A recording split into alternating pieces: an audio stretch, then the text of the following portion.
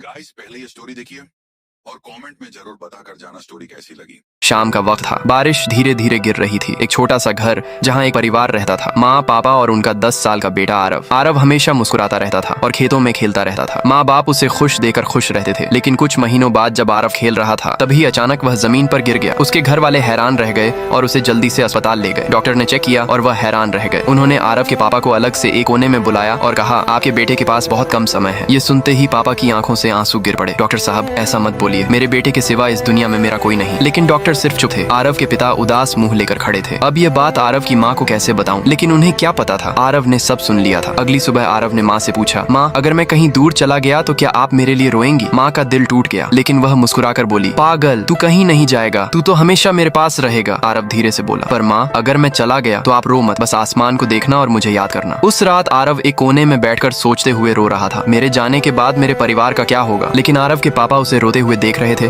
और खुद भी परेशान हो रहे थे। अगली सुबह उसके पापा ऑफिस नहीं गए। उन्होंने आरव के साथ आखिरी के कुछ वक्त बिताने का फैसला किया। आरव के पिता हर रोज उसे नदी में नहलाने ले जाते, उसे आइसक्रीम खिलाते और उसे खुश रखते। आरव बहुत खुश था, लेकिन उसके पापा को बहुत फिक्र थी। क्या मुझे आरव की माँ को सारी बात बता देनी चाहिए? उन्होंने रात में बहुत सोचा और आखिर दिल पर पत्थर रखकर सुबह उसकी माँ को पूरी बात बता दी। माँ का दिल बैठ गया। आपने ये बात मुझे पहले क्यों नहीं बताई? आरव के पिता चुप रह गए। दोनों बस अपने बच्चे की तरफ देकर रो रहे थे। उस शाम दोनों ने मिलकर एक फैसला किया। अगली सुबह गांव से कुछ दूर एक बड़ा सा मेला लगा था, जहाँ बच्चों के लिए हर तरह के झूले लगे थे। आरव अपने परिवार के साथ वहीं आया था। वहाँ आरव ने हर एक झूले में मजे किए, वहाँ की दुकानों की आइसक्रीम खाई और बहुत मजे किए। उसे नाचता देख उसके माता पिता के अंदर से एक आवाज आई, काश हमारा बच्चा कुछ और दिन जी पाता। दोनों बड़े ध्यान से उसे देख रहे थे कि तभी आरव का सिर घूमने लगा और वह जमीन पर गिर गया। उसके माता पिता हैरान रह गए और उसे अस्पताल ले गए। अस्पताल के सारे डॉक्टर आरव को बचाने की पूरी कोशिश कर रहे थे। उन्होंने अपना पूरा दम लगा दिया था। आरव के माता पिता कमरे के बाहर इंतजार कर रहे थे। हे ऊपर वाले, हमारे बच्चे की जान बचा ले। अचानक कमरे से एक डॉक्टर बाहर निकले